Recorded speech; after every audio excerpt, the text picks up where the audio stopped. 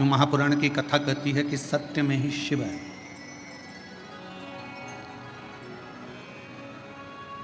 और उसको ढूंढने जाने के लिए कहीं पर भी जरूरत नहीं है।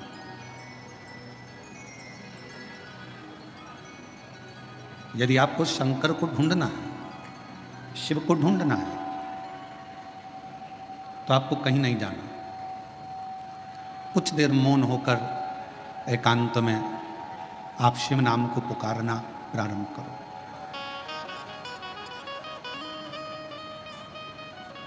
पंचाक्षर मंत्र नमः शिवाय, षडाक्षर मंत्र ओम नमः शिवाय, आप जब भीतर से पुकारोगे, अंदर से पुकारना प्रारंभ करोगे, तो शिव महापुराण की कथा कहती है कि आपके अंदर ही शिव का दर्शन एक ना एक दिन बाबा भोलेनाथ जरूर करा देते।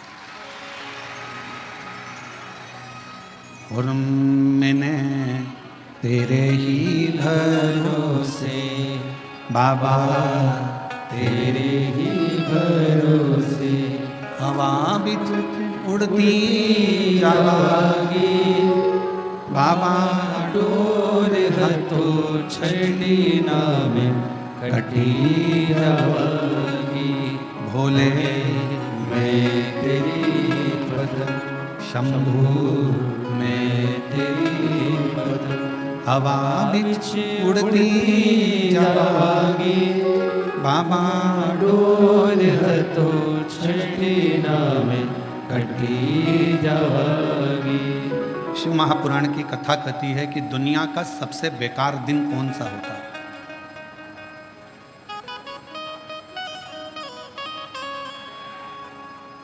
वो कौन सा दिन है जिस दिन को बेकार माना जाता है?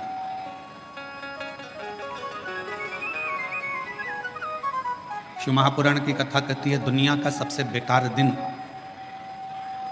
उस दिन माना जाता है जिस दिन आपके चेहरे पर मुस्कुराहट ना हो और आपके मुख पर भगवान का नाम ना हो।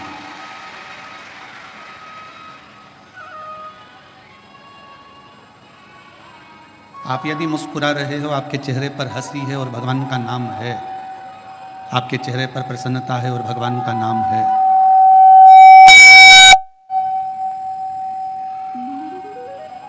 आपके चेहरे पर प्रसन्नता है और आपके मुख पर भगवान शिव का नाम है, हरि विठ्ठल, पांडुरंगा, श्री विठ्ठल, रुक्माई, संत ज्ञानेश्वर, संत तुकाराम जी महाराज, संत नामदेव जी महाराज, या किसी भी रूप में भगवान का कोई भी नाम यदि आपके मुख पर है और आपके चेहरे पर यदि कितना भी टेंशन हो, कितनी भी चिंता हो, कितना भी चिंता, कितना भी टेंशन हो, और उसके बाद भी तुम्हारा चेहरे पर अगर स्माइल है, मुस्कुराहट है, तो समझ लेना कि आज आप सबसे ज्यादा शिव के करीब में। क्योंकि दिन ही बेकार वो माना गया है जिस दिन तुम्हारे चेहरे पर कोई मुस्कुराहट ना हो, कोई हंसी ना हो।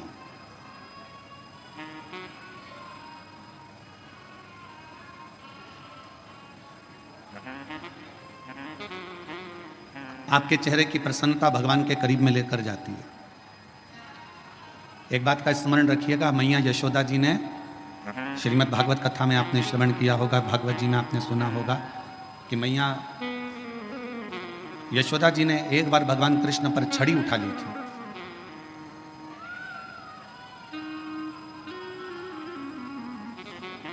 तब भगवान कृष्ण मैया यशोदा जी के पास में नहीं आए।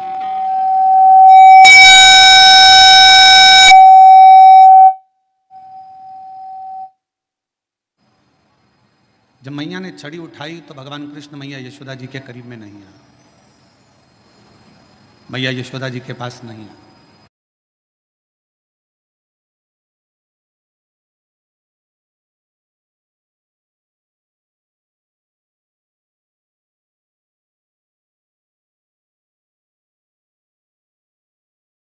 तेरे डमरू की धुन सुन के मैं काशी नगरी आई हूँ।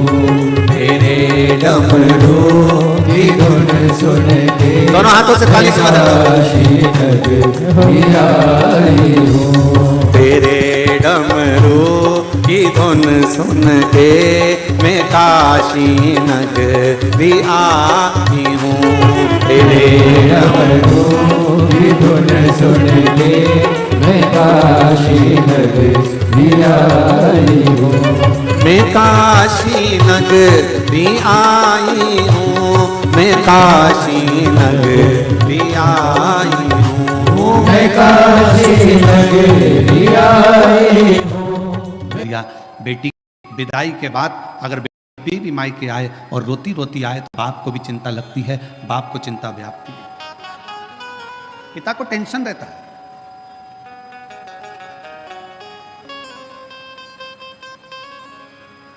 अच्छा घर देखा, अच्छा परिवार देखा, अच्छी खुशियां देखी, उसके बाद भी बेटी के चेहरे पर प्रसन्नता नहीं। तो शिव के पास में जाओ, भगवान शंकर के करीब में जाओ, शिव जी के नजदीक में जाओ, देवादिदेव महादेव के पास में जाओ तो चेहरे पर थोड़ी सी प्रसन्नता। और तो और हमने शिव महापुराण की कथा के माध्यम से पहले भी आपको कहा, आप एक लोटा जल शिव जी को नहीं चढ़ा सकते। आप भगवान शंकर को अगर एक लोटा जल नहीं चढ़ा सकते, आप भगवान शंकर को बेलपत्र नहीं चढ़ा सकते, आप भगवान शंकर को अगर एक पुष्प भी समर्पित नहीं कर सकते, शंकर के मंदिर में भी नहीं जा सकते, शिव के मंदिर में भी अगर प्रवेश नहीं कर सकते, शंकर के मंदिर में भी, भगवान शिव के द्वार पर मंदिर में भी अगर नहीं जा सकते, तो पहले भी कथा में कहा, फिर कह रहे हैं बेजापुर की इस पवित्र भूमि पर कि शिव के मंदिर भी ना जा सको तो शंकर के मंदिर के सामने से जब निकलो तो थोड़ा सा मुस्कुरा कर निकल जाना, तो भी शिव करुणा कर देते हैं, शिव कृपा कर। थोड़ा सा मुस्कुरा कर निकले, थोड़ा सा मुस्कुरा कर निकलोगे तो भी भगवान शिव करुणा कर देते हैं, कृपा कर देते हैं, दया कर देते हैं।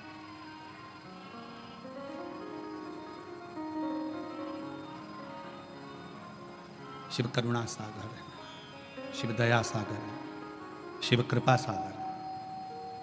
और शंभु शरणे पड़ी मांगो घड़ी रे घड़ी, दुख काटो दया करी निदर्शन आपो।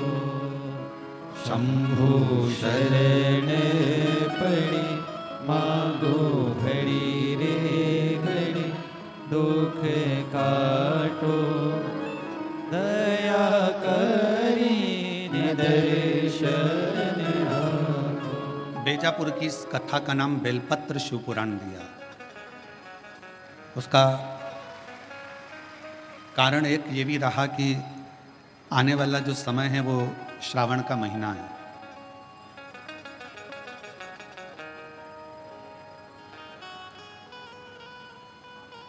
आने वाला जो समय है वो श्रावण का महीना है, और श्रावण के महीने में जब आप और हम प्रवेश करें तो आपको और हमको ये मालूम होना चाहिए कि बेलपत्र की महत्वता क्या है।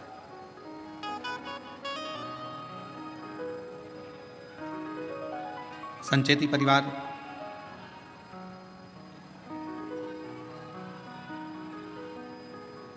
आज जो ये पवित्र शिव महापुराण की कथा को प्रारंभ करा है,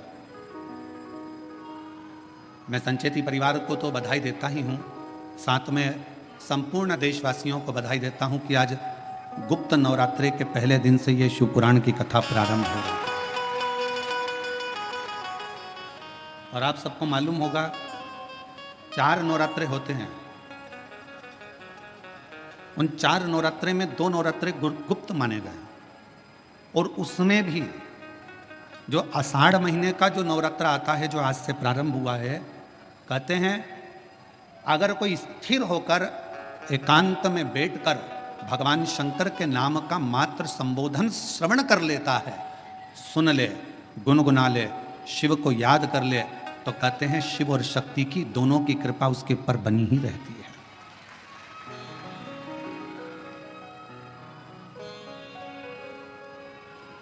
और आज वही नवरात्रे, गुप्त नवरात्रे से ये शिव कथा संचेती परिवार में प्रारंभ हुई, और उसमें परिवार को तो साधुता है, पर साथ में बेजापुर वालों के भी कोई 2 लोटे जल का कमाल है, ये पक्का है। हम जब कल विशाल जी के घर पहुंचे तो वहाँ पर माता जी कह रही थी विशाल जी की कि गुरु जी 25 साल से शंकर जी की आराधना कर रही हूँ और उसका फल आज प्राप्त हुआ है। हम आपको धन्यवाद देते हैं माता जी, बहुत बहुत साधुता है। पुण्य है आपके ससुर के, सास के, और पुण्य है आपके पूर्वजों के, आपके, जो ये पवित्र शिव महापुराण की कथा आपके माध्यम से ये संपूर्ण बेजापुर वालों को श्रवण करने का सौभाग्य है।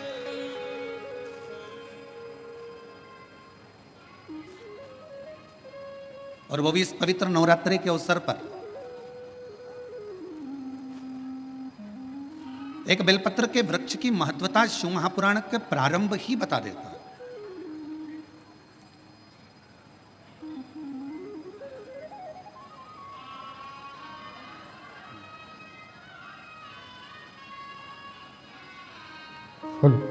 जय जय श्री राधे।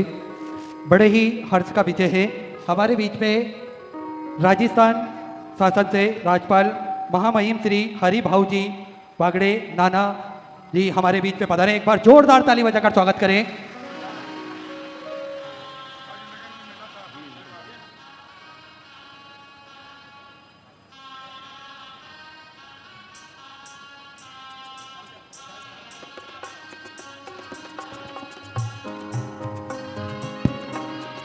बड़े ही सुंदर ये क्षण जिसमें हम सभी स्वागत का क्रम देखते हुए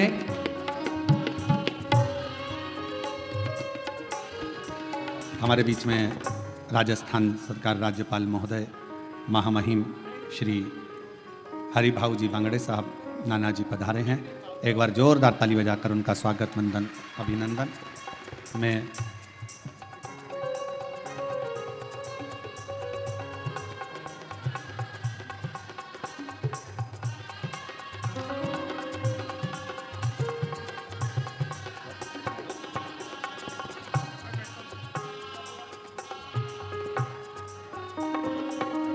जी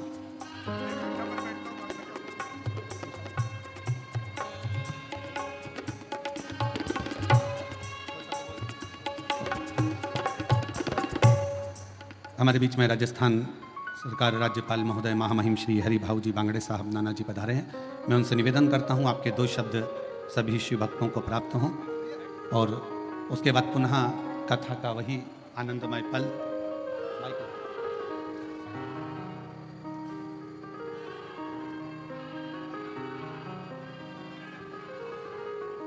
एक बार राज्यपाल महोदय महामहिम जी के लिए एक बार जोरदार ताली बजाकर स्वागत वंदन अभिनंदन। परम पूज्य पंडित प्रदीप जी मिश्रा जी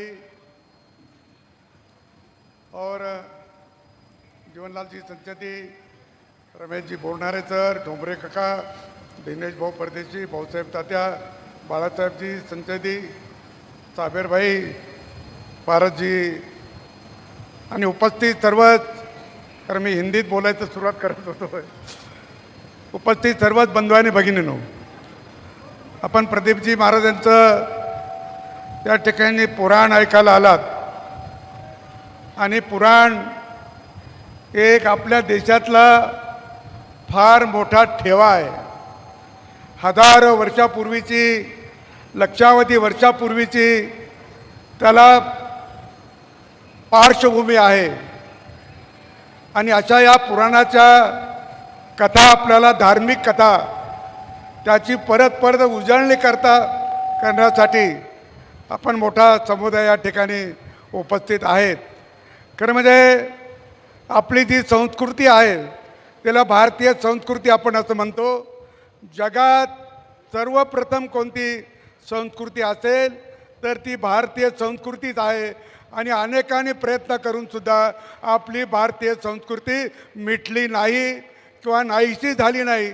खूप प्रयत्न झाले, 1000 वर्ष प्रयत्न केले आक्रमणकार्याने आणि इंग्रजांनी, परंतु आपण मिटलं नाही। त्याचं एकमेव कारण काय असेल तर पंडितजीसारखे असंख्य संत प्रवचन करणारे महात्मे यांनी हे चालू ठेवलं आणि म्हणून आपली संस्कृती पुन्हा जिवंत राहिली नव्हे, मोठ्या प्रमाणात आता वाढायला लागली.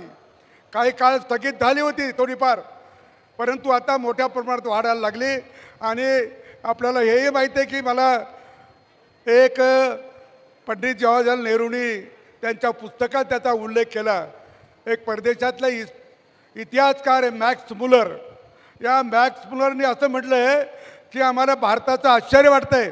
हजारो वर्षापूर्वीचे 2 ग्रंथ आणि ते हजारो वर्षापूर्वी झालेत, त्याच्या आधी झालेत, पण अजून त्या 2 ग्रंथाचा भारताच्या मनावर खूप परिणाम आहे. भारताच्या मनावर त्यांचा ठसा अजून उमटलेलाच आहे, तो पुसला जात नाही. ते एक रामायण आणि दुसरं महाभारत. आणि एक आता आपण ज्यांची कथा ऐकतो, त्यांची कथा आपण ऐकतोय ते शंकराचार्य, शिवाजी, हे सगळे यांची कथा आपण ऐकतो. ती कथाही खूप पुराणी आहे आणि त्याच्यावरून आपल्याला आपलं मन अधिक त्याच्यामुळे माहिती मिळते. आपलं मन तयार होतं, याच्यातून आपल्याला संस्कार घडतो. आणि आज संस्कार घडण्यासाठी आपण अशा कार्यक्रमाला आलात, वारंवार अशा कार्यक्रमाला गेलं पाहिजे एवढी विनंती करतो आणि थांबतो. नमस्कार पंडितजी, नमस्कार. बहुत बहुत साधुवाद, धन्यवाद माननीय श्री राज्यपाल महोदय जी. शिव कथा कह रहे हैं,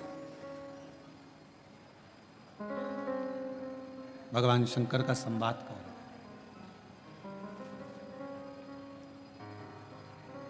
कि बेलपत्र शिव महापुराण की शुरुआत ही भगवान शंकर की शिव महापुराण की कथा के महत्तम से हो जाती है. महत्तम जिसमें देवराज जी का चरित्र आ जाता है.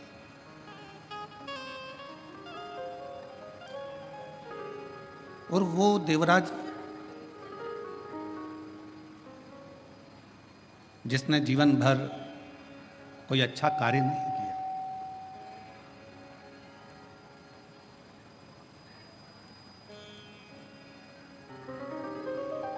वो देवराज जिसने श्रेष्ठ कोई कर्म नहीं करा,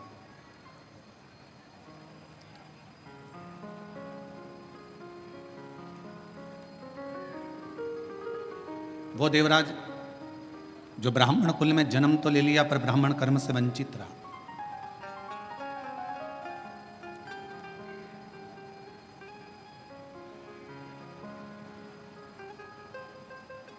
और ब्राह्मण कर्म करना जब तक वो परमात्मा की कृपा ना हो, शिव महापुराण की कथा कहती है कि मानव की देह प्राप्त कर लेना तो सरल है, पर मानव देह प्राप्त करने के बाद इसको भगवान की भक्ति में लगाना ये बहुत कठिन है.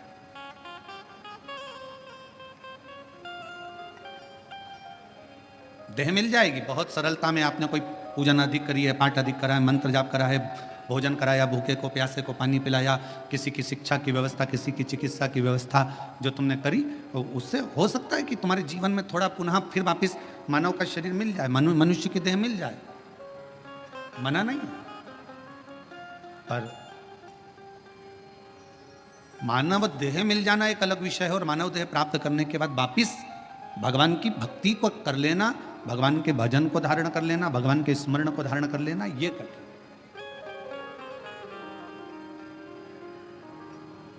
बेजापुर की मेरी जीजियों, बेजापुर के मेरे जीजाओं, मेरी बेटियों, बेटाओं, मेरी माताओं, मेरे भाई, पिता तुल्य पूर्वजों के रूप में स्वयं पिता तुल्य विराजमान सभी बुजुर्ग भाई बहन से भी निवेदन करूंगा कि अगर मनुष्य देह मिली है, मानव का शरीर मिला, आप 24 घंटे भगवान का भजन ना कर सकते हो मत करो. कोई जरूरी नहीं है कि आप 24 घंटे भगवान का नाम लेंगे.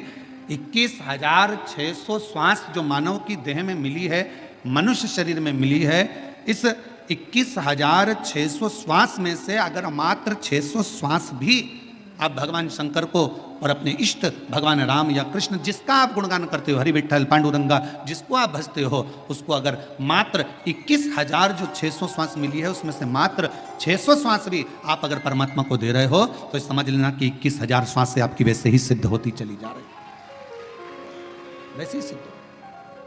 आप जितना जितना भगवान की भक्ति में, जितना जितना भगवान के भजन में, जितना जितना भगवान के नाम में, जितना जितना भगवान के स्मरण में इस जिह्वा को, इस शरीर को, इस मन को लगाएं,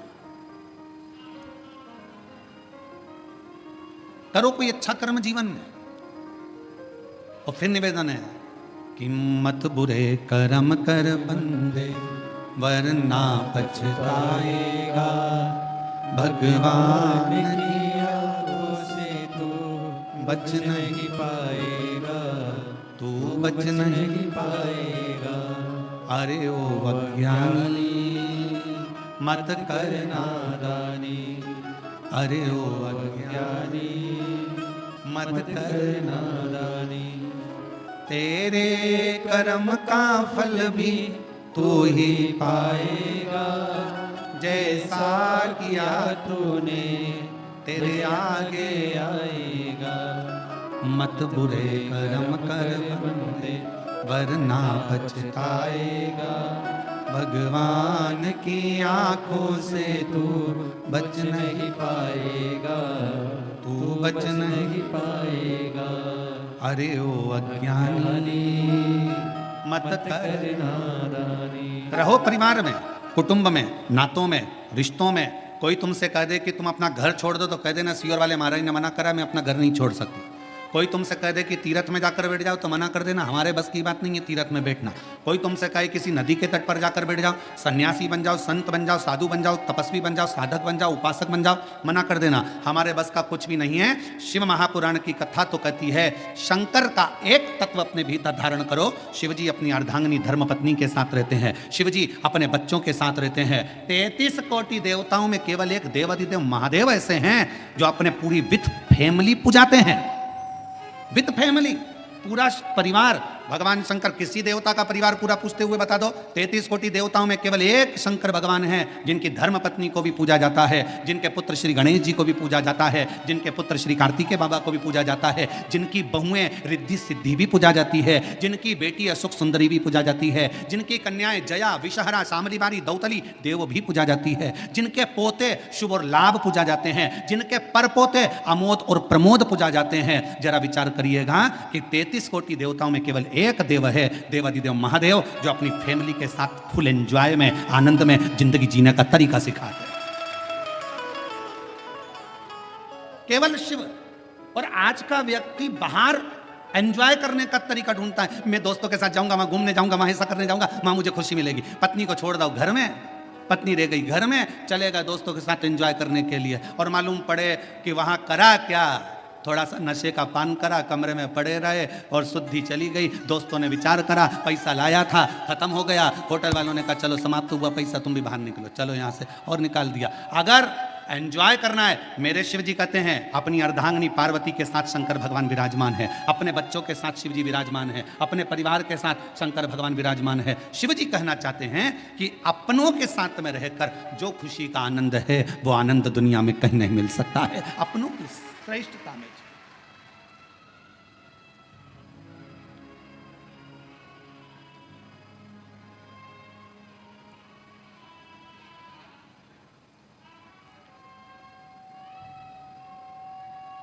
कल हमको बड़ा अच्छा लगा। हम संचेती परिवार में जब आए तो हमने पूछा ये सब लोग जो खड़े हैं कौन है, तो कहा विशाल जी बोल रहे थे ये काका जी हैं, ये काकी जी हैं हमारे। अच्छा, ये हमारे ये हैं, ये हमारे वो हैं। अच्छा, हमें समझ में इतनी प्रसन्नता हो रही थी कि बताओ पूरा परिवार एक जगह पर, और उसमें भी भगवान की अविरल भक्ति और शिव महापुराण की कथा और बेजापुर का क्षेत्र, ये जीवन का एक आनंद प्रदान करने वाला एक सुख देने रखो। और शंकर जी के परिवार में एक चीज और है, थोड़ा सावधानी रखिएगा, सबको निभा के चलना है। जगत जननी दुर्गा भवानी बैठती है काय पर, जम के बोलो, शेर पर।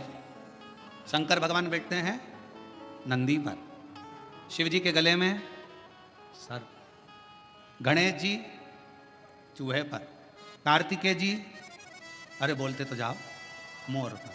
हमें भी तो मालूम पड़े, बेजापुर में सबकी आवाज तो ठीक है, अगर जीजियों की आवाज डाउन होगी तो दिक्कत हमको होगी हो, तो थोड़ा सा दमदारी से बोलो। कार्तिकेय जी काय पर बैठते हैं? मोर पर। अब भाई आवाज इतनी जोरदार आवाज में बोला करो, घर जाके नजर भी उतरवा लिया करो। सब बैठे हैं। शिव जी नंदी पर है, मां जगत जननी दुर्गा भवानी शेर पर है। शेर नंदी को नहीं छोड़े अगर समय मिल जाए तो, सर्प चूहे को नहीं छोड़े, मोर सर्प को नहीं छोड़े, सब दुश्मन। पर घर में एक बुजुर्ग, घर में एक बड़ा ऐसा होता है, उस बुजुर्ग के, उस बड़े के होने का सबसे बड़ा फल यह होता है कि शेर नंदी को नहीं, सर्प चूहे को नहीं, मोर सर्प को नहीं खा सकता, क्योंकि वहां बुजुर्ग का कंट्रोल, घर के बड़े का एक संयम इतना प्रबल होता है कि एक दूसरे को कोई नुकसान नहीं पहुंचा सकता, कोई नुकसान नहीं। हम नुकसान कब भोगते हैं? शिव महापुराण की कथा में बीड़ में एक बात कही थी, जब अपने घर के लोगों की बात, अपने माता पिता की बात, अपने घर के बुजुर्गों की बात जब आपको बुरी लगने लगे और बाहर के लोगों की बात आपको अच्छी लगने लगे, तो समझ लेना कि तुम्हारे विनाश का समय आ गया, ये निश्चित है। घर के लोगों की बात, माँ ने कुछ कहा तुम्हें बुरा लग गया, पिताजी ने कुछ कहा तुम्हें बुरा लग गया, काका जी कुछ बोले तुम्हें बुरा लग गया, ताऊ कुछ बोले तुम्हें बुरा लग गया। घर के लोगों की बात जब तुम्हें बुरी लगने लगे और बाहर के दोस्त बोल रहे हैं, सहेली बोल रही है, बेस्ट फ्रेंड बोल रही है, तो तुम्हें अच्छा लग रहा है, समझ लेना कि तुम्हारा विनाश का समय निश्चित आ गया है। शिव पुराण कहती है कि जब जब मेरे भोलेनाथ, जब जब मेरे शंकर, जब जब मेरे करुणा सागर, जब जब मेरे शिव, जब जब मेरे भगवान भोलेनाथ अपने बच्चों को भटकता हुआ देखते थे, तब तब मेरे शिव कुछ ना कुछ कहने के लिए आतुर हो जाते थे। शिव की आतुरता रहती, शंकर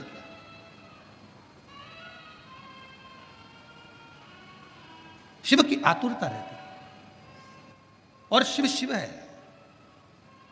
जब घर के बुजुर्ग, घर के बड़े, और कितना सुंदर संवाद आया है, देखिए शिव महापुराण में देवराज नाम के ब्राह्मण का संवाद आया। देवराज नाम के ब्राह्मण का जो चरित्र वर्णन किया गया, उस संवाद में कहा गया, शिव जी की कथा चल रही है, देवराज ब्राह्मण के घर में जन्म लेने वाला एक बालक है।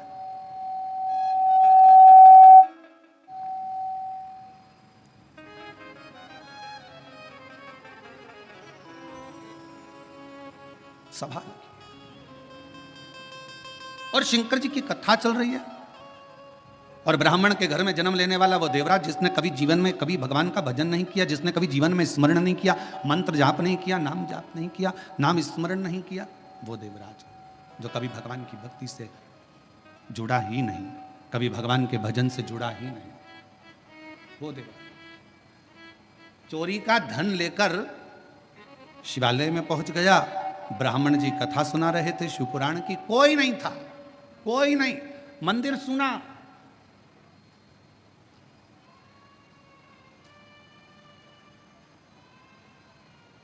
शिव महापुराण का सबसे बड़ा श्रोता कौन है?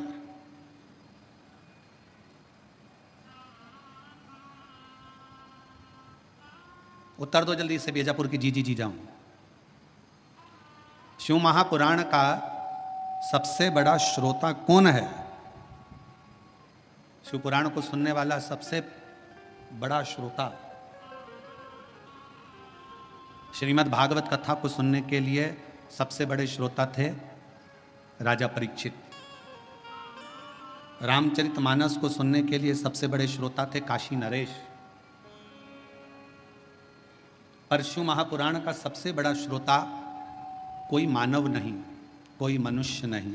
शिव महापुराण का सबसे बड़ा श्रोता स्वयं देव अधिदेव महादेव शंकर और पार्वती है। शिव श्रेष्ठ श्रोता बनकर बैठे हैं, श्रेष्ठ श्रोता बनकर।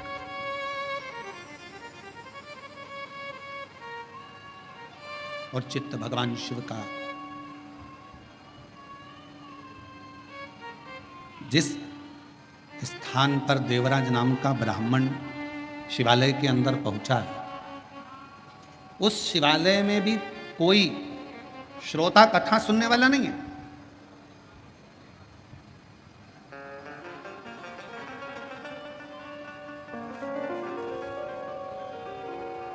और यदि आप लोगों ने कोरोना महामारी में अगर इस शिव पुराण की कथा को ऑनलाइन सुना होगा टीवी पर, तो आपने उस समय पर भी देखा होगा, उस समय पर भी श्रवण करा होगा कि कोरोना महामारी के समय पर केवल शिव महापुराण की कथा चल रही थी और पूरा प्रांगण पूरा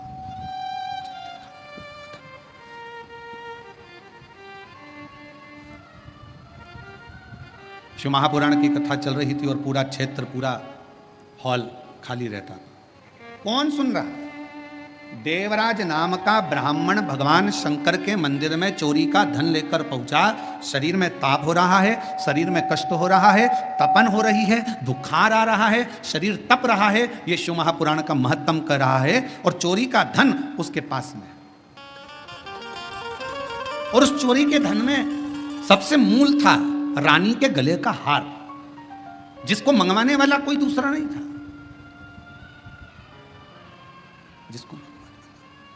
जिसको मंगवाने वाला कोई दूसरा नहीं था, जिसको मंगवाने वाली केवल देवराज ब्राह्मण जिस एक पर स्त्री के संग में लग गया था, उस पर स्त्री ने उस देवराज से कह दिया था कि मुझे रानी के गले में जो हार पड़ा हुआ है वो हार मुझे ला कर दे।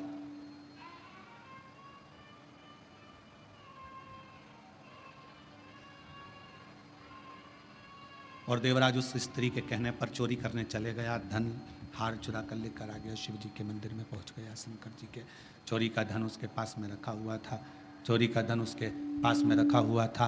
कथा कोई नहीं मंदिर के अंदर, केवल शंकर का शिवलिंग, नंदी और देवराज। कथा करने वाला कथा कर रहा,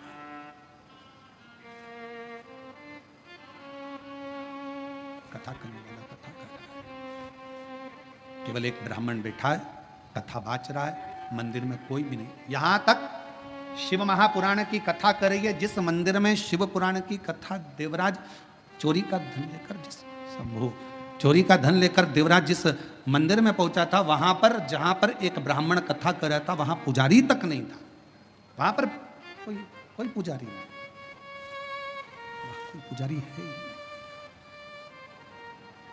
केवल शंकर भगवान का शिवलिंग है, नंदी है और देवराज चोरी का धन लेकर बैठा हुआ है। एक ब्राह्मण शिव महापुराण कथा का वाचन कर रहा है, कोई श्रोता में नहीं। और भगवान शंकर ने मां पार्वती जी को यह कहा है, पार्वती सुनो, जहां पर शिव महापुराण की कथा होती है, श्रवण करने के लिए जो पुरुष और स्त्री, बेटा और बेटी, नर नारी, गंधर्व, अप्सरा, देवता शिव महापुराण की कथा को अगर श्रवण करने के लिए जाते हैं, तो वहां केवल संसार का मनुष्य, संसार का मानव ही नहीं रहता। वहां पर स्वयं शिव कहते हैं कि मैं और शक्ति दोनों उस कथा को श्रवण करने के लिए उस मनुष्य के रूप में पहुंच गए। उस कथा को श्रवण करने के लिए मनुष्य के रूप में पहुंच जाते हैं, मनुष्य के रूप, मानव के। अब जितने भी श्रोता भाई बहन इस कथा को श्रवण करने के लिए आए हैं, जितने भी श्रोता भाई बहन इस कथा को सुनने के लिए आए हैं, कथा श्रवण करने के लिए बैठे हैं, तो आप सबसे निवेदन है, आप कोई साधारण व्यक्ति नहीं है, आप कोई साधारण नहीं है। आप मेरे शिव का एक अंश स्वरूप हो, शिव का एक प्रतिबिंब स्वरूप हो। और शिवोहम शिव महापुराण की कथा जो इससे पहले निकुंभ छत्तीसगढ़ में करी, उसमें बताया था शिवोहम का मतलब ही यही है कि शिव आपके अंदर है।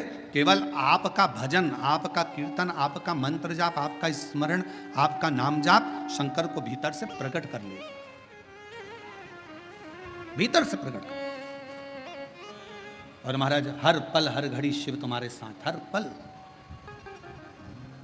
तेरे सिर पर भोलेनाथ फिकर फिर क्या करना, तेरे सिर पर भोलेनाथ फिकर फिर क्या करना, क्या करना फिर क्या करना, क्या करना फिर क्या करना, तेरे सिर पर भोलेनाथ फिकर फिर क्या करना, तेरे सिर पर भोलेनाथ फिकर फिर क्या करना, सिर पर भोलेनाथ फिकर फिर क्या करना, तेरे सिर पर भोलेनाथ फिकर फिर क्या करना, क्या करना फिर क्या करना, क्या करना फिर क्या करना, क्या करना फिर क्या करना, क्या क्या करना, फिर क्या करना। तेरे सिर पर भोलेनाथ कर फिर क्या करना। तेरे सिर पर भोलेनाथ कर फिर क्या करना।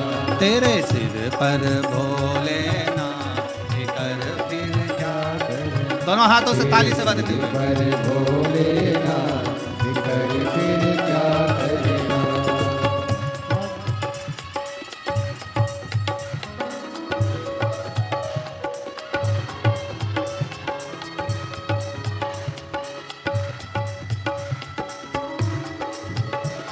राधे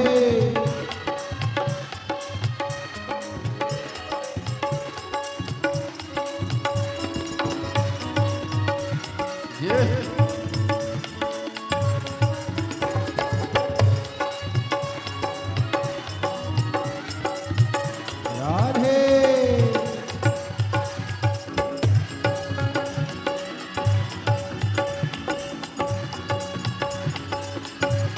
हरि बोल। राधे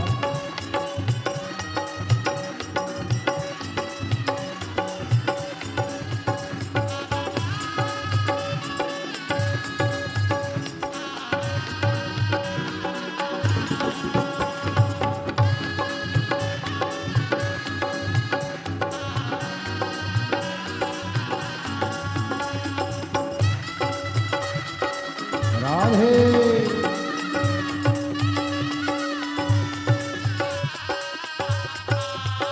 हरि बोल। राधे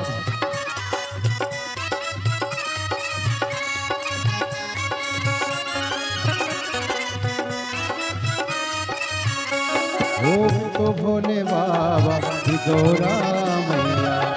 भोले बाबा गौरा मैया। ओ तो भोले बाबा गौरा मैया।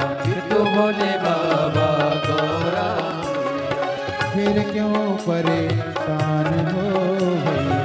फिर क्यों परेशान हो भैया। फिर क्यों परेशान हो भैया। फिर क्यों परेशान हो भैया। तेरे मिटेंगे तेरे कटेंगे कष्ट तमाम।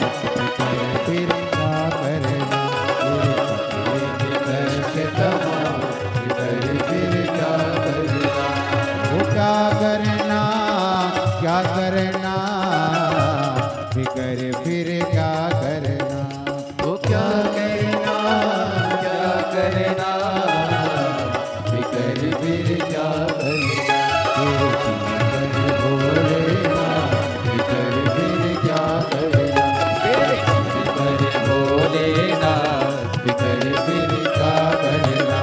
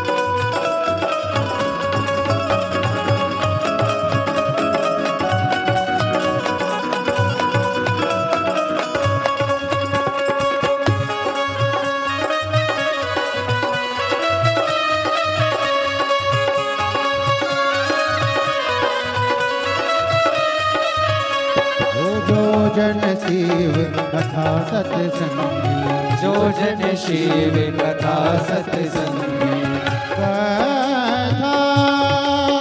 सेवा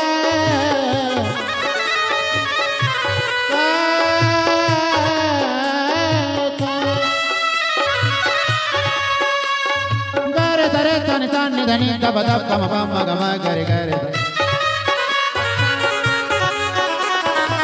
గమ పని చాచా గమ పని చాచా గమ పని जो जन शिव कथा सत्य संगी जो जन शिव कथा सत्य संगी जिनके सहायक श्री बजरंगी जिनके सहायक श्री बजरंगी जिनके सहायक श्री बजरंगी जिनके सहायक श्री बजरंगी अतुलित बल के राम कर फिर सागर नाम अतुलित बल के राम कर फिर सागर नाम वो क्या करना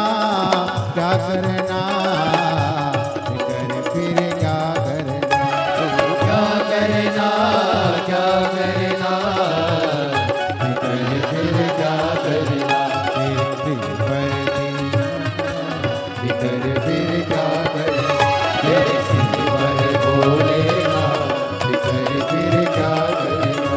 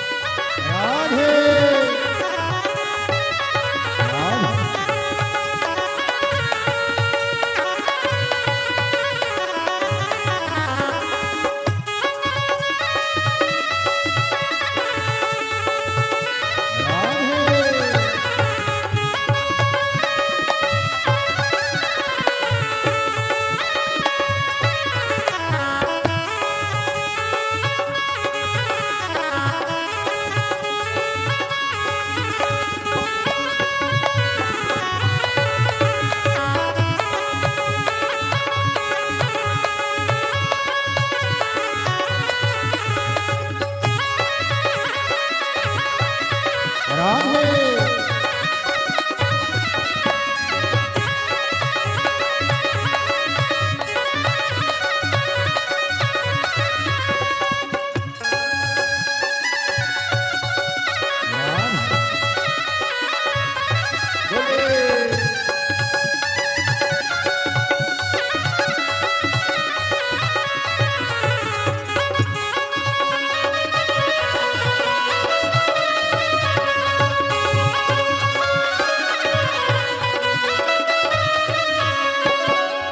गुरुदेव नया भरोसा अब गुरुदेव नया भरोसा गुरुदेव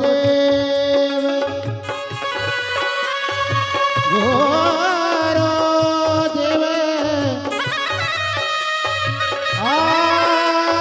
आए भरोसा अब गुरुदेव न आह भरोसा अब गुरुदेव न आह भरोसा अब गुरुदेव न आह भरोसा नहीं व्यर्थ पर बाह करो नहीं व्यर्थ पर बाह करो नहीं व्यर्थ पर बाह करो नहीं व्यर्थ पर बाह करो तुम रटो भोले जी का नाम कर फिर क्या करना तो भोले जी का नाम कर फिर क्या करना क्या करना कर फिर क्या करना क्या करना कर फिर क्या करना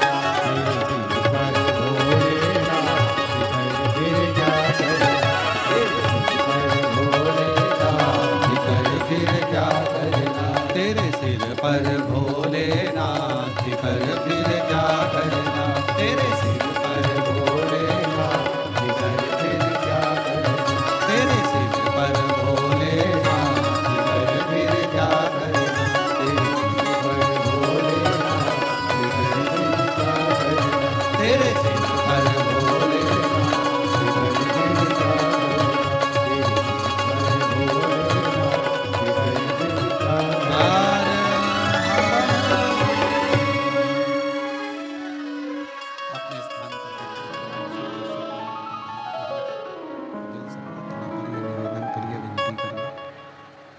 जहाँ जगह मिले वहाँ बैठकर भगवान शंकर से अपने मन का भाव करो, हृदय से प्रार्थना करो, विनय करो, निवेदन करो। बारिश थोड़ी तेज है, जो लोग गीले हो रहे हैं उनसे निवेदन है जो सूखी जगह है वहाँ जाकर बैठें, गीले ना हो।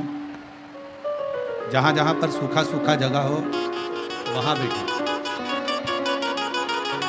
बारिश थोड़ा तेज है, इसलिए जो लोग गीली हो रहे हैं या गीली जगह में बैठे उनसे निवेदन है, सूखी जगह बहुत है, आप लोग वहाँ जाकर बैठें और कथा का लाभ। सभी लोग साउंड सेट करो बाबा। सभी लोग साथ में भगवान शिव से मन से भाव से प्रार्थना करिए, विनय करिए, निवेदन करिए। साथ में प्रार्थना करेंगे, जिनको आता है वो साथ में बोलेंगे और विनय करेंगे।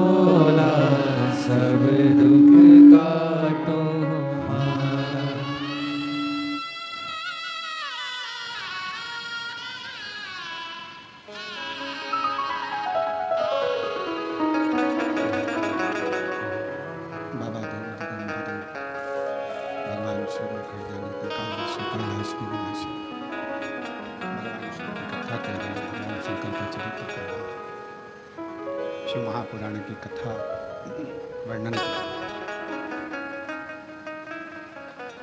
शिवालय में कोई नहीं, केवल एक शिवलिंग है, नंदी है और कथा वाचने वाला एक ब्राह्मण चोरी कर कर धन लाया हुआ वो देव।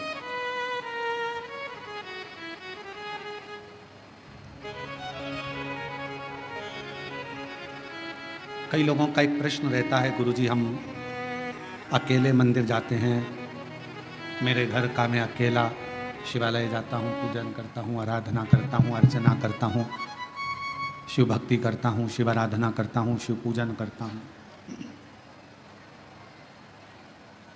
पर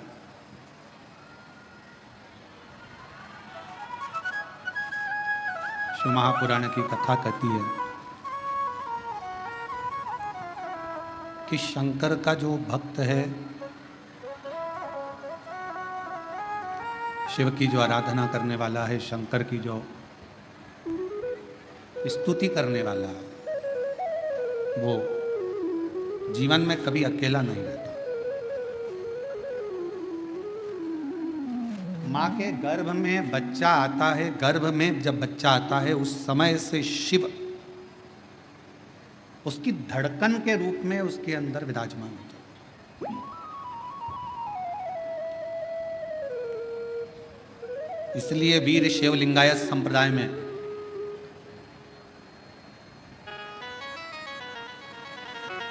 वीर शैव लिंगायत संप्रदाय के अंदर यह बात कही जाती है कि गर्भाधान, गर्भ में जब बच्चा रहे उस समय से लेकर व्यक्ति के जब प्राण छूटते हैं तब तक शिव शिव उसके अंदर विराजमान रहता है, शिव तक उसके अंदर विराजमान रहता है। शिव उसके अंदर विराजमान। इसलिए कई लोग कहते हैं कहाँ से आया कहाँ जाएगा, तो शिव महापुराण की कथा कहती है कि शिव के शिव महापुराण की कथा कहती है कि शिव के द्वार से आया और शिव के ही द्वार गया। पर कब? जब हमारा भरोसा श्रेष्ठ हो, जब हमारा विश्वास श्रेष्ठ हो।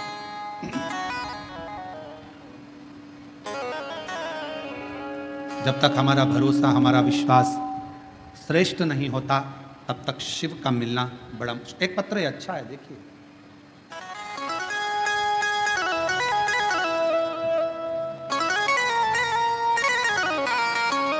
मैं सारिका टेकरने, मुकाम पोस्ट तहसील गंगापुर, जिला छत्रपति संभाजी नगर, महाराष्ट्र की रहने वाली। कहीं बैठी हों तो हाथ हिला सकती हैं। अगर कहीं बैठी हों तो हाथ हिला सकती हैं। सारिका टेकरने, मुकाम पोस्ट तहसील गंगापुर, जिला छत्रपति संभाजी नगर, महाराष्ट्र की रहने वाली। अगर कहीं बैठी हों तो हाथ हिला सकती हैं। और अगर आई हो और बच्चा आया है साथ में, क्या अगर बच्चा आया हो तो उसको भी ला सकती हैं। आया है, ले आओ उसको भी।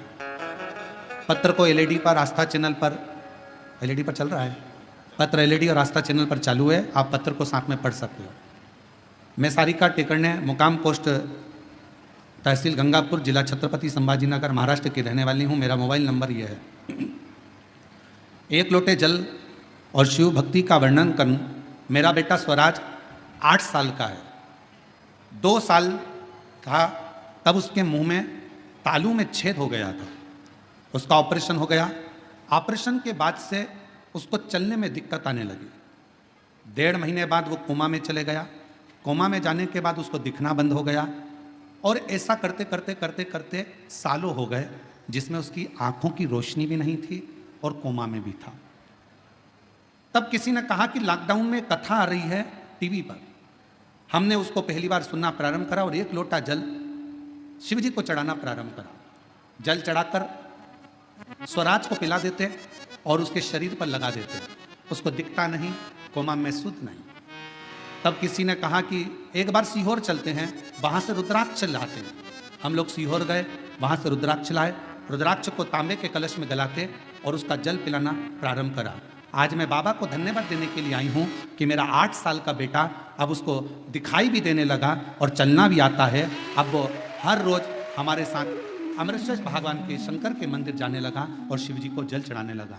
मैं बाबा को यहाँ प्रणाम करने के लिए आई हूँ। एक लाइन अच्छी लिखी है, आप और हम उस लाइन को गुनगुनाते हैं कि लुटा दिया भंडार का शिवाले कर दिया माला आशीवाले जो जैसी भावना लाया वो ऐसा ही फल पाया। नहीं खाली उसे लौटाया वो मन ही मन एक पत्र और अच्छा है। मेरा नाम छाया सचिन रोहम है। मैं बेजापुर की रहने वाली हूँ। कहीं बैठी हों तो हाथ हिला सकती हैं। मेरा नाम छाया सचिन रोहम, मैं बेजापुर की रहने वाली हूँ। आए हैं, बच्चा आया साथ? हाँ, लिया आइए। मेरा पुत्र जिसका नाम साईं है 6 साल तक बोल नहीं सकता था। हम लोग दिखाए, डॉक्टरों का इलाज कराए, पर इसकी आवाज़ नहीं थी। तब किसी ने कहा कि शिव पुराण की कथा आती है, उसको सुनो। बच्चे को भी सुनवाया, कथा भी सुनना प्रारंभ करी। सीहोर गए, वहाँ से रुद्राक्ष मिला। हर दिन उस रुद्राक्ष का पानी बेटे को पिलाना प्रारंभ करा। आज मैं बाबा को प्रणाम करने के लिए आई हूँ कि मेरा बेटा 8 साल का हो गया, अब बोलना प्रारंभ करा। मैं बाबा को धन्यवाद देने के लिए आई हूँ, बाबा को प्रणाम करने के लिए। बच्चे को लेकर आ सकते हैं। एक पत्र और बड़ा सुंदर आया है। दीपक, जरा पढ़ के बताओ क्या लिखा है। दीपक एचलावर,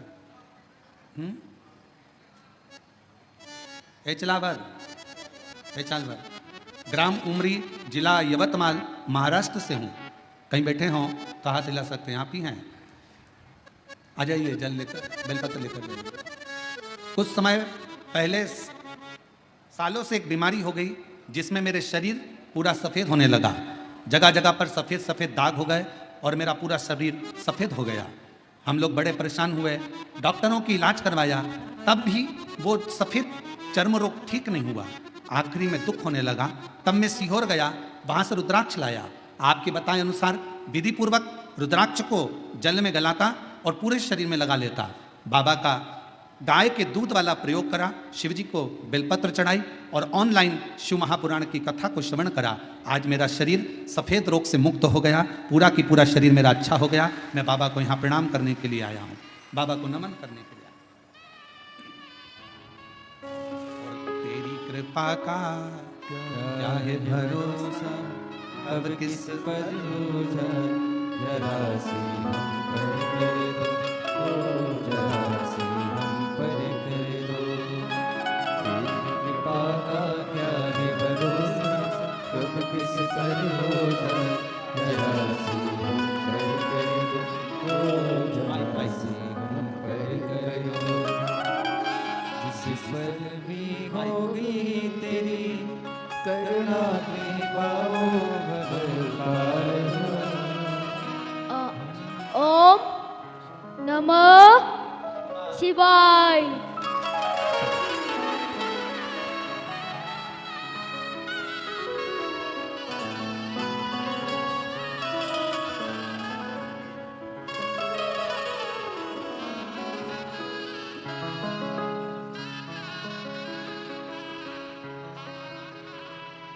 इतने सालों के बाद उसकी वाणी आई। एक बार जोरदार ताली बजाकर साधु का शिव कृपा, एक विश्वास। हर हर महादेव सदा जय चिकित्सा। श्री शिवाय नमस्तोभ्यम। पूज्य गुरुदेव का आगमन हो चुका है। गुरुदेव व्यासपीठ पर मंचासीन हो चुके हैं। आप सबकी तरफ से व्यासपीठ को नमन करते हुए, हम सबके प्रिय, हम सबके लाडले ठाकुर कल्लू जी महाराज के चरणों में नमन करते हुए, परम सत्य परम आदरणीय विश्वविख्यात पूज्य गुरुदेव के पावन चरणों को नमन करते हुए और आप सभी शिव भक्तों के चरणों में नमन करते हुए सुंदर कथा के प्रथम दिवस पे हम सभी प्रवेश करेंगे। और उससे पहले हमारी जो भारत देश की संस्कृति है, स्वागत का क्रम जो कि जजमान परिवार द्वारा यहाँ किया जा रहा है, जिसमें श्री जीवनलाल जी, रविंद्र कुमार जी संचिति, श्री विशाल जी संचिति द्वारा पूज्य गुरुदेव का माल्यार्पण कर स्वागत वंदन अभिनंदन करते हुए, साथ में श्री रमेश जी पाटिल बोरनारे सर, बड़े ही आदर सम्मान से आप भी मंच पर पधारे। श्री भाऊ साहेब काका जी ढोबरे, आप भी बड़े ही आदर सम्मान से मंच पर पधारे। भाऊ साहेब पाटिल चिकट गांवकर, आप भी बड़े ही आदर और सम्मान से मंच पर पधारे। मान्य श्री दिनेश भाऊ जी परदेसी, आप भी बड़े ही आदर और सम्मान से मंच पर पधारे। श्रीमती सुमन भाई रंगनाथ जी पाटिल वाणी, आप भी बड़े ही आदर और सम्मान से मंच पर पधारे। श्री सवेर भाई जी, आप भी बड़े ही आदर और सम्मान से मंच पर पधारे। माननीय श्री अखिल सेठ जी, आप भी बड़े ही आदर और सम्मान से मंच पर पधारे। पूज्य गुरुदेव का स्वागत वंदन अभिनंदन करते हुए, पूज्य गुरुदेव से आशीर्वाद प्राप्त करते हुए आज कथा के हम सभी प्रथम दिवस पे प्रवेश करेंगे। और उससे पहले आप सभी को ज्ञात है किस प्रकार से सेवा का क्रम जो कि पूज्य गुरुदेव के सानिध्य में श्री विठल सेवा समिति के सानिध्य में कुबेर भंडारी की पावन धरा पे नियमित रूप से सुचारू रूप से चलता है, जिसमें चिकित्सा संबंधित, स्वास्थ्य संबंधित सारी सुविधाएं निरंतर पूज्य गुरुदेव द्वारा वहां पर करी जाती है।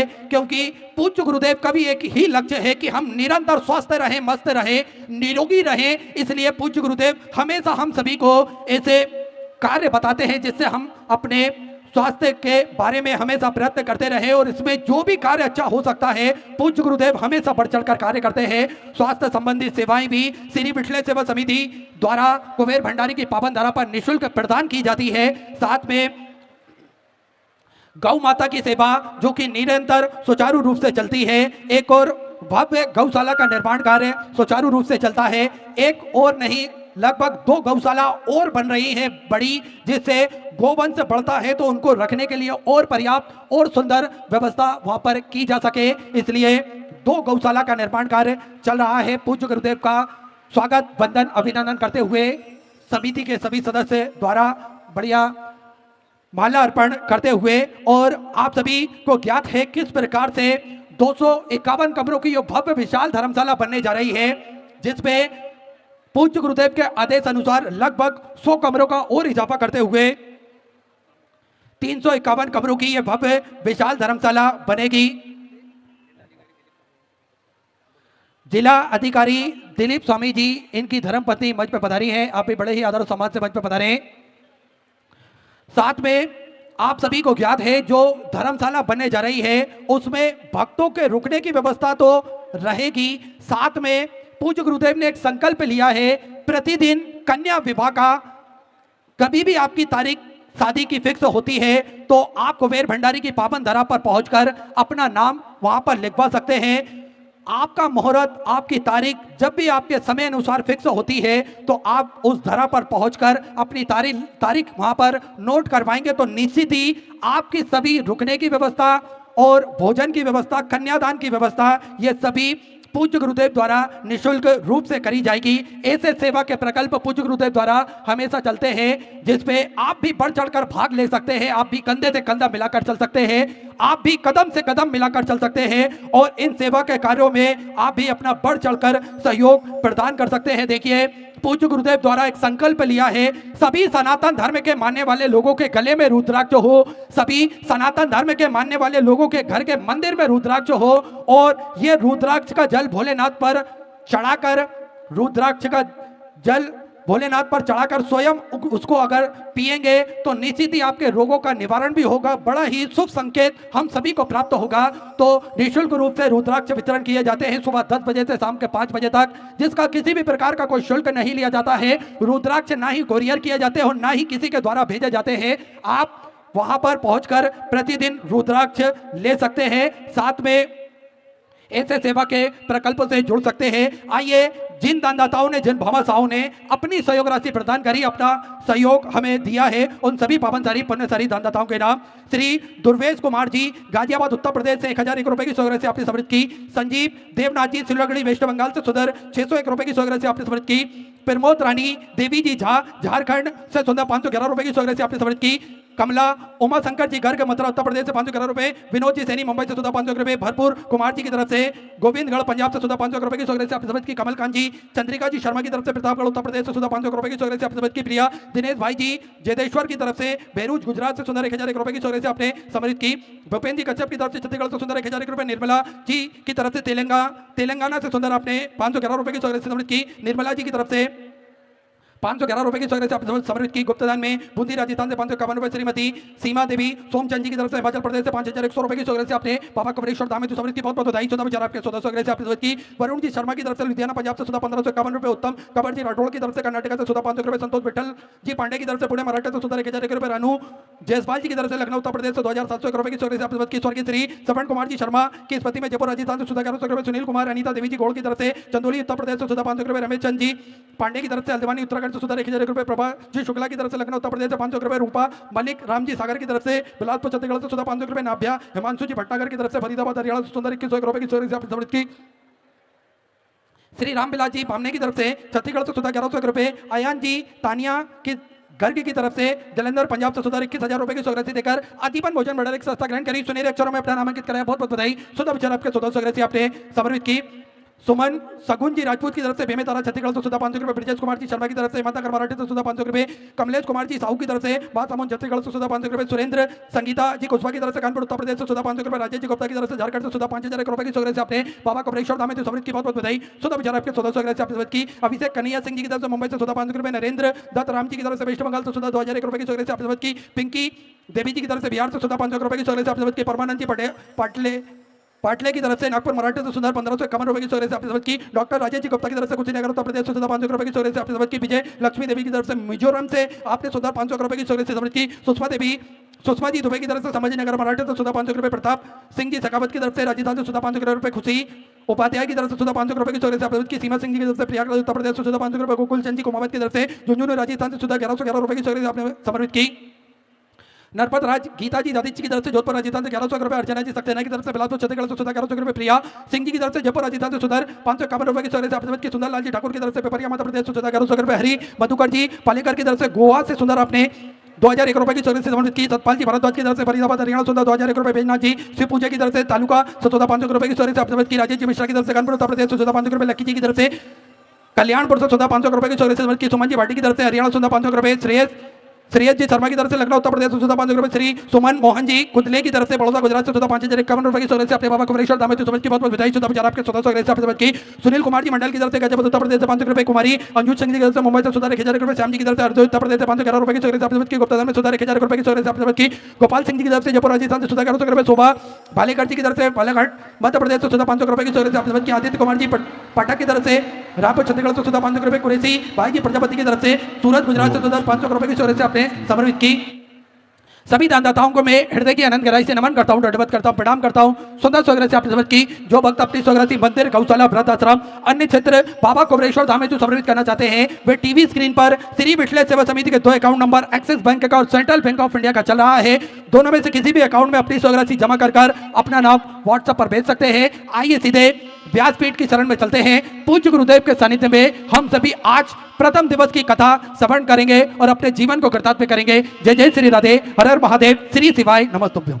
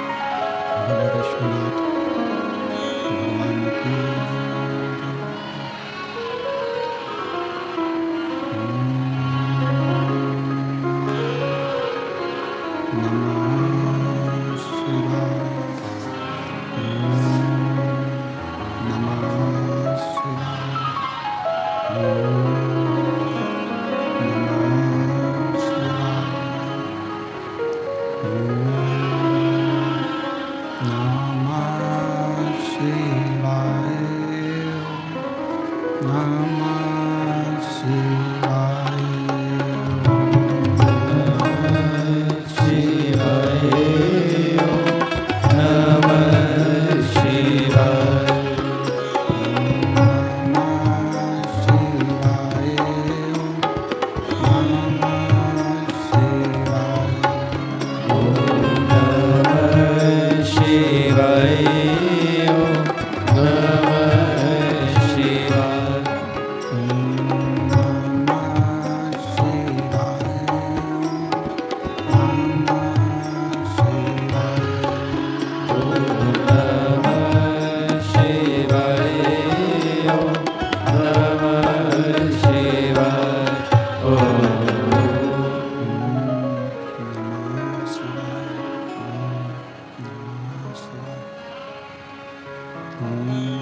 नमः शिवाय Om